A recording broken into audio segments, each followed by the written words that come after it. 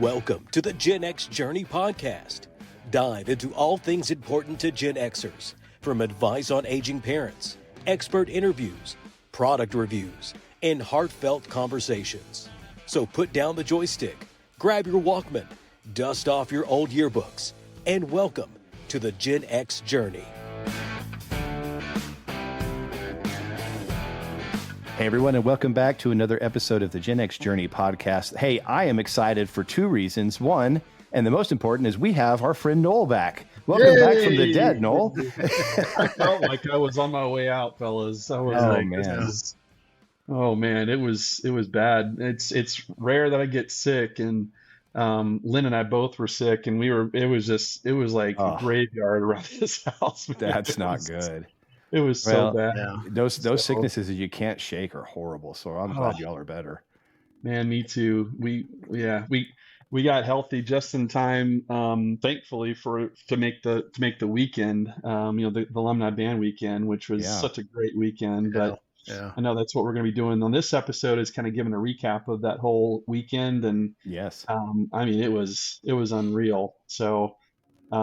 But yeah, hey, that's what we're here for. Steve McKelkey, you're here too, and that's of course Noel Kirsch that was just visiting and back from the dead. So let's talk about it. So we had a great episode.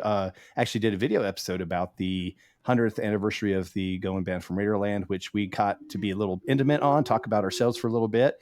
Also, kind of drove home the importance of attending alumni events, which is what we really dug deep to talk about. But it was just a nice relating event. So I'm turning it over to y'all. So we've been there, we've experienced it. It was everything we wanted, but we missed a little bit of what we wanted, right? And I'd like to hear, especially Noel, since you hadn't gotten to talk in a couple of episodes, let's hear it from you first. Yeah, go for it, Noel. Yeah, I think the first thing I want to say just right out of the bat is how proud I am of Steve and the job he did. He and the other Goin Band Alumni Association leadership team. They did an unbelievable job, and they had a lot of curveballs that were thrown at them too. A lot of things that were out of their control, but I think to most people had no idea that there were even any curveballs. They just wouldn't have known anything about it. But major kudos to you, Steve, and to the other. And I'm hoping that, and I know Kristen's a president, and I hope she's listening to this, because I didn't really get a chance to even say, to speak to her, because there's so much going on. But I mean, I heard, I won't share his name, but I heard somebody describe the effort that you guys did. Is you guys showed what is possible with the Goin Band Association. And I think that pretty much captures my feelings. Like, you guys are really showing what you can do with that group, and just the response that was seen by everybody. That didn't happen by accident. I mean, I remember when the first conversations about the Goin Band Centennial Weekend was had, Steve said that they were shooting for 1,000 alumni to march. And just for the listeners' context, I mean, we have about 250 or so on an average year. 250 to 350, depends on how hard we work to recruit. But and so to go from 250 350 to a little over 1,000 was crazy. And I think we actually had 1,300. We had 1,000 that were planning on marching at halftime, but we had over 1,300 that actually came, and it was unbelievable. I think for me, just speaking personally, I mean, I saw people I haven't seen since I was at Tech. I mean, I haven't seen in 25, 30 years. And it was just one person after another that some of them I'd forgotten about, like I just hadn't seen him in so long but when I saw him, it was just like we picked up right where we left off and got caught up with each other. And I met spouses of some of the people that, that I've known for a bunch of years, and got to talk to them. And it was such a special weekend. And I think for me personally, it just reminded me of that deep, personal, unique connection that I share with a very large group of people in the Goin Band, and just how formative that was for me in those important years in college. it's left an imprint on my life and on me personally that I will never be. I'm very, very grateful for that. And this weekend was just celebrating that and highlighting that thing that I share with all these people. Many of them I knew, but there were many, many more that were older and younger and all generations that, even though I didn't know them, we all did share something in common. That was just being a part of that great band, and that whole association was just such a special weekend. And yeah, so I've talked enough. I'll give you guys a chance to share, but it was deeply impactful to me, and just great job, Steve. Seriously, yeah. Really good. Yeah, it was an absolute blast. Total exhaustion. Waking up Sunday morning for one more thing to do was tough, I'll admit. But yeah, so the actual numbers were just a little over 1,800, counting families. So that was a massive herd of people to manage. And because it's such large numbers, I mean, I still see pictures on Facebook of people from last weekend I didn't even know were there. Yeah, I know. And I'm I didn't know that you were there. I barely saw Alan Vanderveer, for example. I saw him just in a flash, and gave him a quick handshake. But Mother Nature lent us a few uppercuts. Threw us some curveballs, and I think I told Noel that.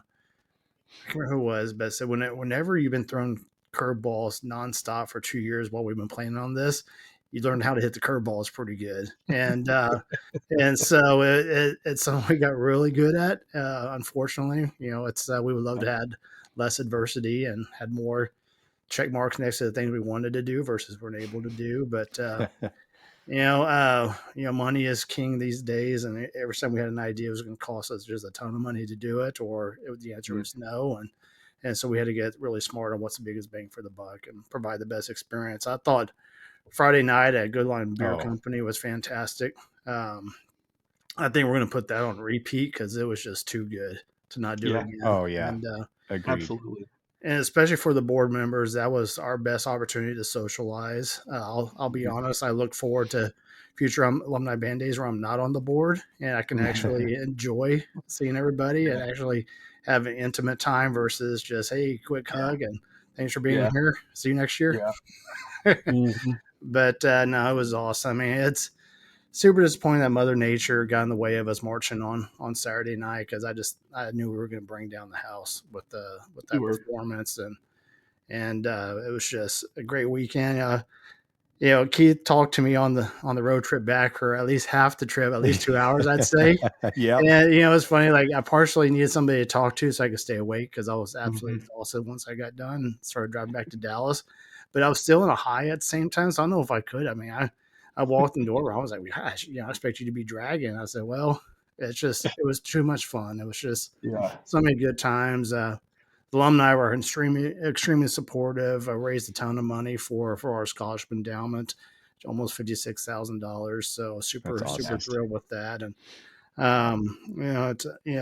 weather could have behaved a little bit better, but it's never going to be perfect. So so for the listeners, we were planning to march at halftime.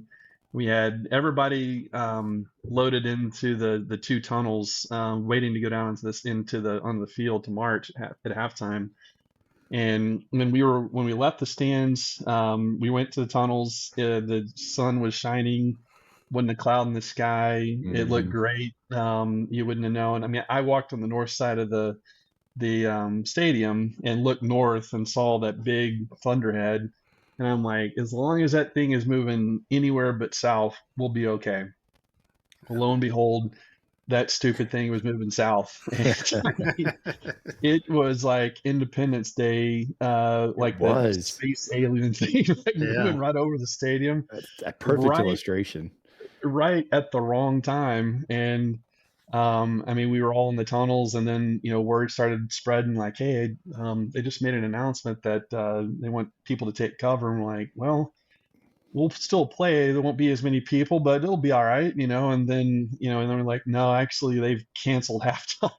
Holy crap. So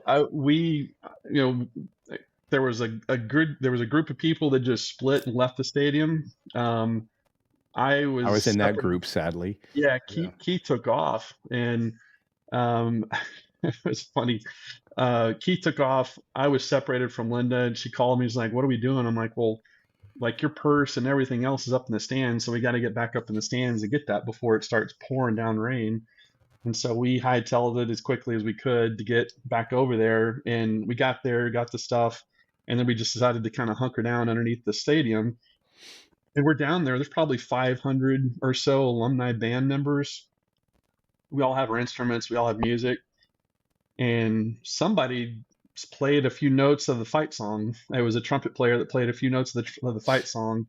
And then a trombone joined in, and then a saxophone joined in, and then the drum started. And then before you knew it, man, we had a concert. Like it was so freaking cool. And we were under the stands. There's all these fans that are under the stands, and we just played everything in our flip folder, like every song. And we probably played some songs that we wouldn't have played otherwise, but because we were kind of self-directed, and it was cool because it was just, I mean, it was really cool. And what's funny is Keith went back to his hotel, and he turns on the TV, and on the news they're showing a video from us playing underneath the stands. Well, no, it's even worse than that. So we're on the south tunnel while y'all were up north. Mm-hmm. And we're seeing the Masked Rider being escorted out for weather and all this stuff. And then, so our leaders are like, go get out of here, try to get to the band hall before the storm comes. So we're like, everybody's gone. So I get to the band. This is truly, we're hightailing to the band hall. We get our instrument cases, we take our stuff, I get in my truck, and I book it to my hotel room.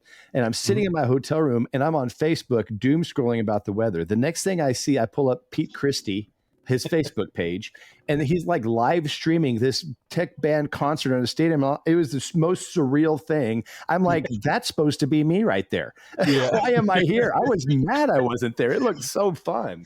He called me. He's like, "Are you still at the stadium?" I'm like, "Yeah, we're playing. Man. Like, we got a concert going on down here." And what is happening? The fans that were down there were loving it. They had the concession stands open, and I mean, everybody had drinks flowing. I mean, it was. We were making the best of a bad situation, but it's what the tech band has always done. That's right.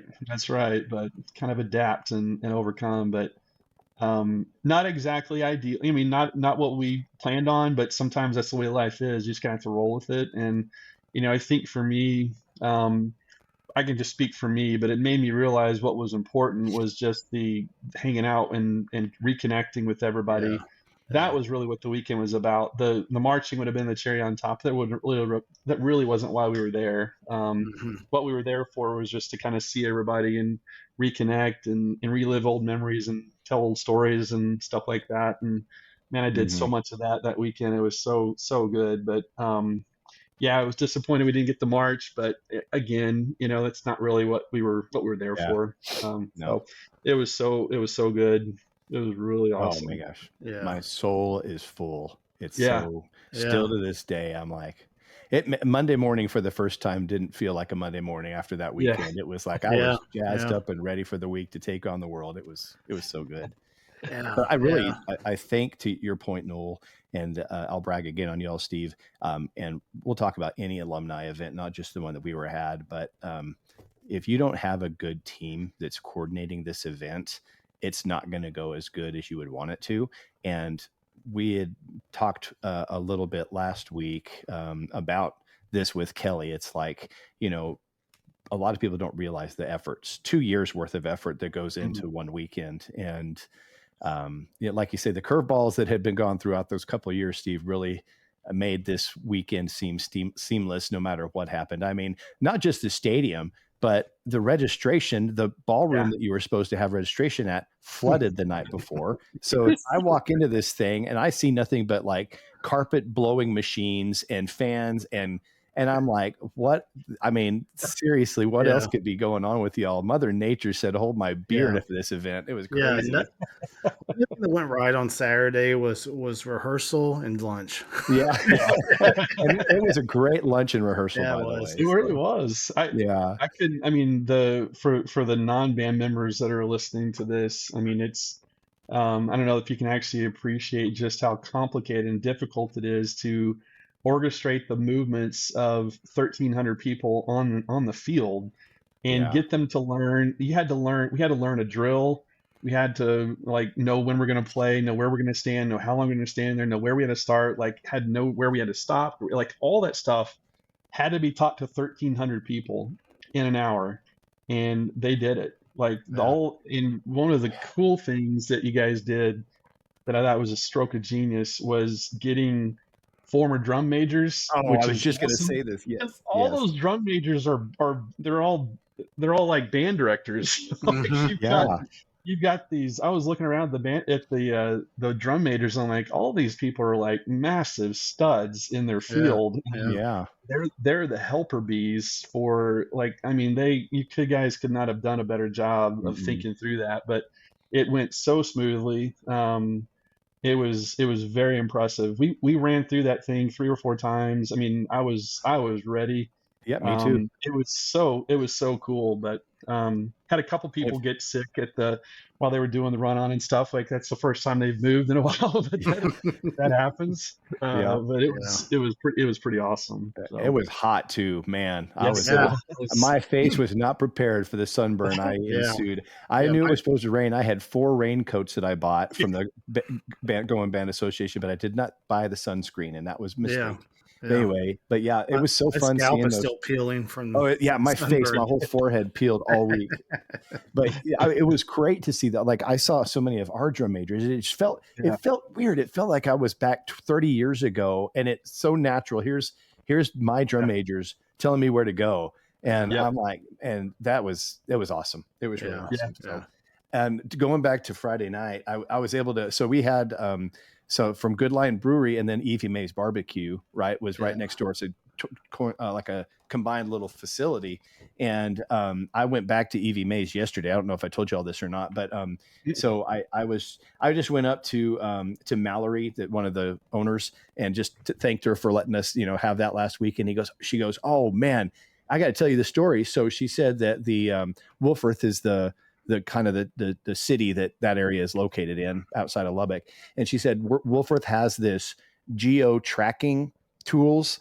And she said that the city of Wolfforth tracked through that whole event at least 1,700 people that were coming and going through that whole thing. So she's like, it was awesome. So I'm sure they'll be more than happy for you to do that again every year. Yeah. So Tell you what, pulling up to that event Friday night was the first time I think I came face to face with just how big this weekend was going to be. Yeah. You talk about it hey, there's going to be 1,300 people there. It's really cool. And then you pull in the parking lot and it is a field, like a football field plus with nothing but cars. And I'm like, oh my gosh, I got nervous for you, Steve. I was like, I hope they're ready for this. I hope they know what they're doing, man, because this has a chance to be a big mess, but you guys nailed it. It was knocked it out of the ballpark. We knew we'd be fine as long as we didn't run out of beer. And, and it was flowing, baby. And that worked well. It was flowing. We had plenty, and the Good Lion Brewery made a Goin Band beer, and man, it was great. It was kind of like the first one. I was like, I hope they didn't mess this up, and they nailed it. Even the beer was great. Everything's just really well done. So a little bit more about Friday night. So Evie Mae's is a top 10 barbecue place according to Texas Monthly, and I've yet to sit down and just have a full barbecue meal. I mean, that sandwich was fantastic they served. But also Good Lion, great partnership, those two places right together. But Good Lion also won Brewer of the Year last year. Oh, that's cool. For their Schwartz beer, Electric Candlelight, and then a couple other. I mean, just those businesses. The fact that they're out there in Wolfforth next to each other is a perfect marriage. And that's two elite businesses right there. Yeah. So good. Yeah. No, that was awesome. That was perfect. That whole event was perfect place for it. We had two places to go. One was air conditioned, one was not. But as the sun went down, man, it was so good. Yeah, gosh, yeah, such a good time. There's one thing one perspective I wish I would have gained from Saturday is I knew like the 1,300 of us on the field at one time playing was going to be just massive, but I wish I could have hopped up there on the grassy knoll and listened to it myself just for a second. Doyle walked by and he's like, "Guys, you have no idea how incredible this sound is." He says, "We're not just loud." He goes, "We're good, loud." And that's awesome. Yeah. I mean, listen to the recordings, man. Just the band doesn't sound sloppy at all. It doesn't. 1,300 people. And, that's what I fully expected. We'd be all over the place, with that many people and everybody having to watch the drum majors and stay together. Like, oh my gosh. When we marched over, we kind of got a little bit off. Somebody. So for listeners too, like when you're marching in parade formation, you have to be able to hear the drums because the drums are the ones that are keeping the beat, and that's why they're positioned in the middle of the parade formation so that everybody in the back and everybody in the front is equidistant to the percussion, so that you can actually hear the beat. So when we're playing music, they're the ones that keep everybody together. So in a parade formation of roughly 2,000 people, which is what it was. If you count all the family members and everybody else that was like together, the length between the front of the marching formation, which is where Keith and I were, and the drum line is extensive. And then we were rounding the corner, almost a football field in length, wouldn't you think? Pretty close to it. At least. At least it was way back there. And then we turned down the traditional place that we used to do a roll off when we play, Grandioso, was right beside the stage where Pat Green is just rocking. So you've got Pat Green blasting, and then then somebody wants to play Grandioso, and I'm like, it is not Tech Band standards by any means. I could not hear the drums at all. I even gave up trying to march in step. I'm like, I didn't even try to march in step. I'm like, whatever. Yeah, there's solid people on both sides of the street listening to what is probably a catastrophe of a song, but big time. Oh my Lord. But we still had fun. I mean, it was great. It was just the logistics of that was a little difficult for me. And I'll have to give Pat Green credit. When he noticed that we were marching over, he did stop and he's like, "Hey, there's the Tech Band. I was in band," and all this kind of stuff. So he gave us a heck of a shout out at his concert. So I was kudos to Pat for doing that. That was really cool too, because he didn't have to. He could have just kept playing, but he stopped and let us do our thing, which was awesome. So thank you, Pat. I know you're a listener, constant listener, so thank you for that. Always. But it was I gave up. We've been trying to march in step. That was just chaos. But hey, everybody on the sides were still rooting and hipping and hollering. It was fun. Those are such great memories, man. Yeah. I'm curious to hear from each one of you, like, what is one thing that you expected to happen and one surprise that happened to you this weekend? Steve, we'll start with you since you were the chaos master. So something that happened that I was surprised didn't happen? That you expected to happen and something that surprised you.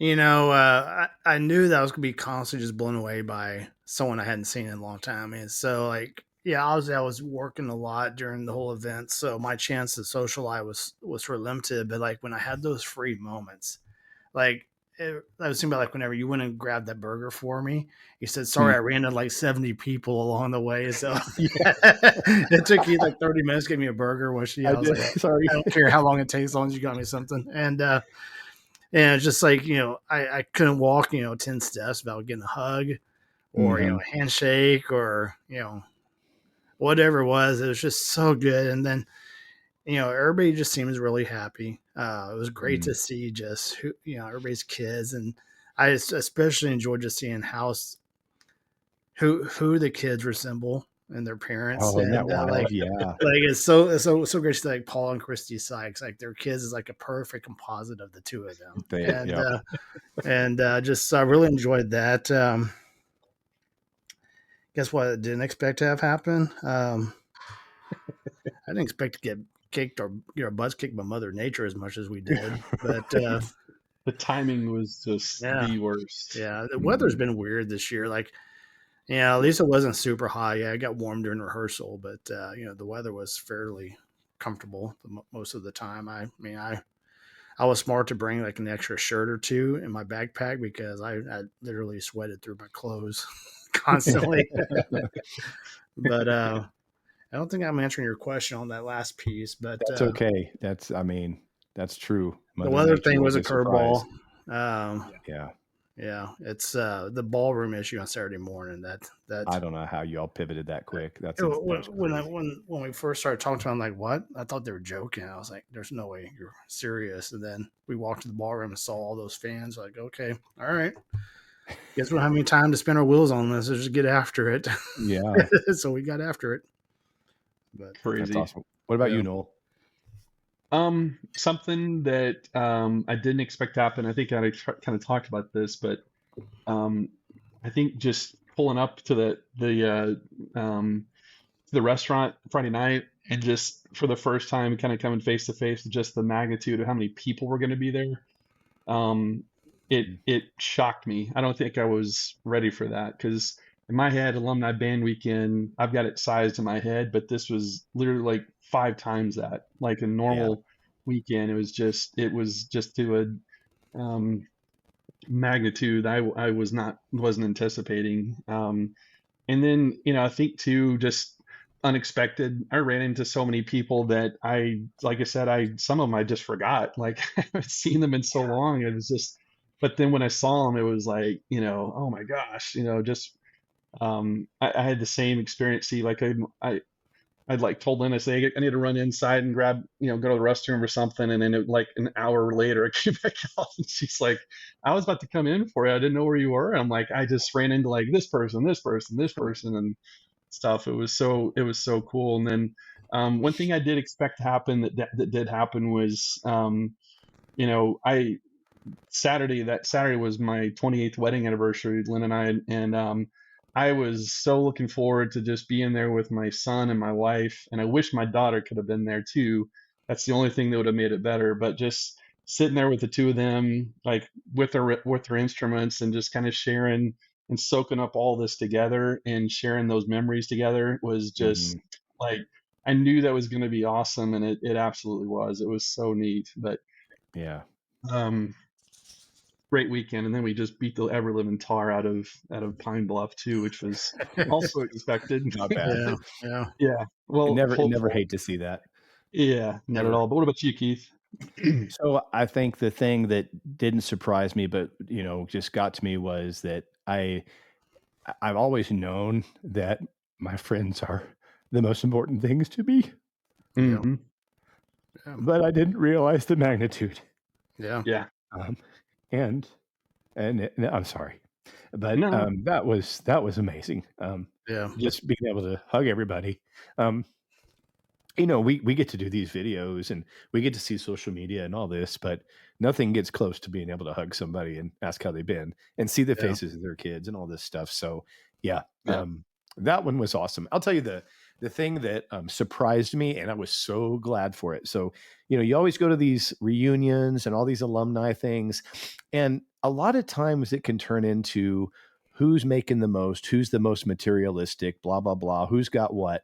And I think what pleasantly surprised me is I know there were some super wealthy people at this event and some people who were just getting started in life, and you wouldn't have known who was what because nobody cared about that.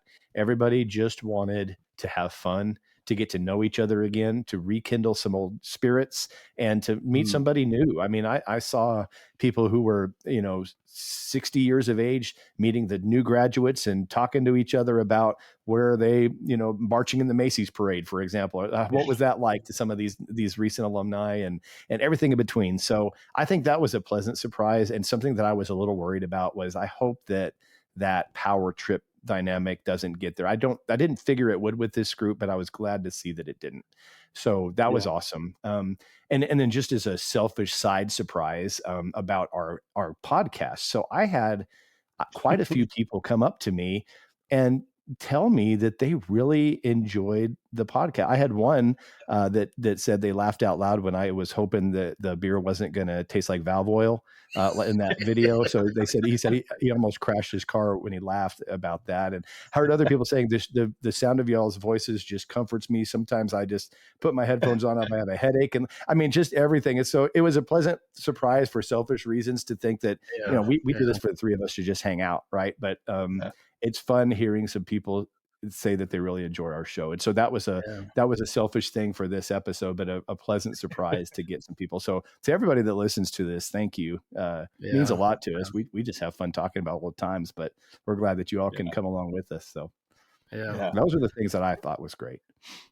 Yep. Yeah. And it was all a blur, and I was blown away by how fast that weekend went by. And I mean, such a good time. Like, I wanted Friday night to last forever, and I didn't want to leave. We had work to do, but I so badly needed that night. And to see so many people, like, we sort of thought like Friday night would have a slow start. A few people would trickle in, and I think 10 minutes in, we already had the dining room or the sitting area all packed, and then people were overflowing, and the EVMAs and everything. I go, okay. The word's out. This is gonna happen. Oh, man. I was like Noel, just going into that parking lot. I'm like, I really hope there's still a spot because I don't know where I'm going to park. That thing was packed, which was awesome to see. Yeah. I tell you, in good line and Navy Mays, they were super supportive. I mean, they could have made that easier for us, and super smart on their part to hire local police to help sort of guide traffic. I mean, it's just they did not pull any stops, and they were just great support, and as long as they'll allow us to have back, I know we'll love to come back and do that all over again. So that'd be awesome. So I'm curious for our listeners, what if you were attendance in this thing? Give us a comment, share with us on our social media pages. What was the most important thing or most impactful thing to y'all, and what was the biggest surprise? And to others who've been at alumni events, not just ours. Of course, there's 2 episodes in a row that we're getting to share just some intimate things for us, but too bad. Sorry. Thanks for listening. I'm kidding. But we'd like to listen to you. Are there some alumni events that you've had that's just kind of really filled your soul? What were some positive things? What were some things at your event that you all did that was really cool? I think that it's a kudos and a testament to the organization's leadership that ours was so good. And I know there's plenty of alumni organizations that have had some great leadership, and we'd really love to hear some unique things that you have been able to experience as our listeners at these type of events, and why it's so important to you to be there in person. Yeah. And all I can say is, as Keith said, never take for granted, the people that your friends, even though especially those people you don't get to see very often, because when you get that moment to see them again, even if it's just briefly, they're just as happy and excited to see you as you are to see them. Yes. And I think that's what's important about, when we do Mancation, when we do alumni weekend, whatever it is it keeps us connected and grounded towards the life that we've lived and who's crossed our paths. While it may not all have been, wonderful the entire time together, at the end of the day, you have something in common with somebody out there that's a passion, and to share that together in life is a rare thing. So keep those moments alive, whether it's once every 5 years, or if we're lucky twice a year that we all get to see each other. To me, that's what makes life worth living. So well said. Yep. I'm not gonna say anything add on to that, man. It's perfect. So it was great. I think if you're debating whether or not to go to one of your reunions, I mean, just think about it. I think what Steve just said is right on. Like, chances are there's somebody there that wants to see you, and you'll want to see them. You don't even realize how much you want to see them until you actually see them, and then just getting caught up and stuff and everything is it's just good for the soul, and reminds you where you came from too. And it's good to be grounded like that, and good to kind of go back and reminisce and just go, so thankful that I had these 4 years in this great organization.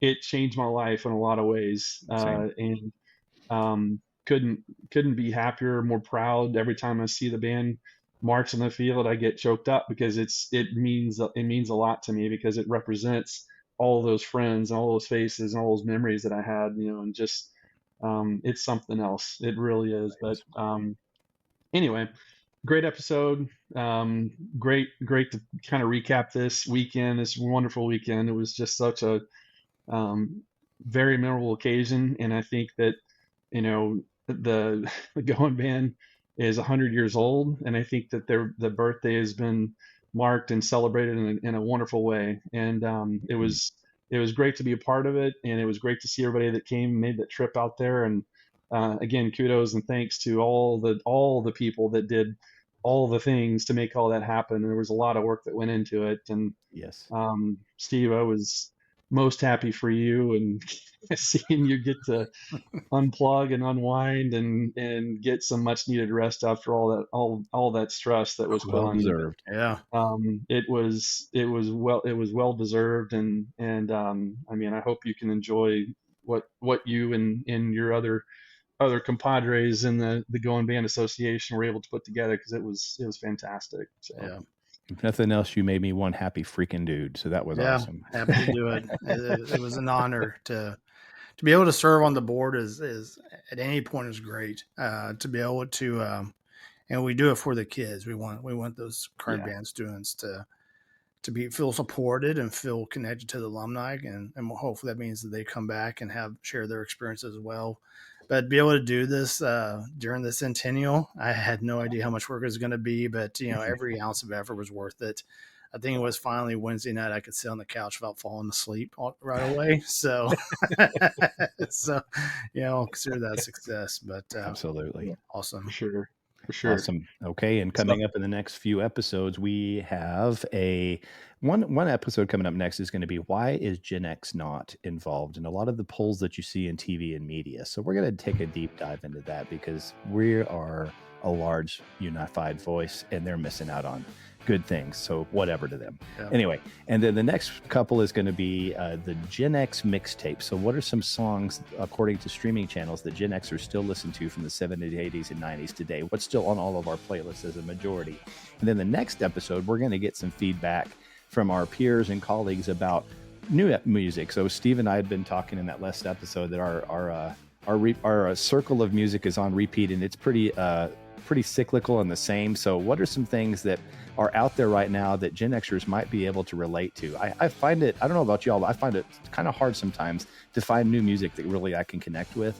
So we're going to see if there's something out there that maybe we can get recommendations for, that we can recommend to y'all. So stay tuned for those, and a lot more coming up, and we'll catch you in the next one, everybody.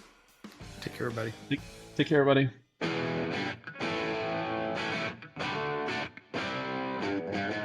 The views, thoughts, and opinions expressed in the Gen X Journey podcast belong solely to the hosts and guests and do not necessarily represent the views or opinions of any entity they are associated with. The information provided is for entertainment and informational purposes only and should not be considered professional advice. Listeners are encouraged to seek the advice of qualified professionals for any specific issues they may face. The creators and contributors of this podcast make no representations as to the accuracy, completeness, or validity of any information, and will not be liable for any errors, omissions, or any losses, injuries, or damages arising from its use.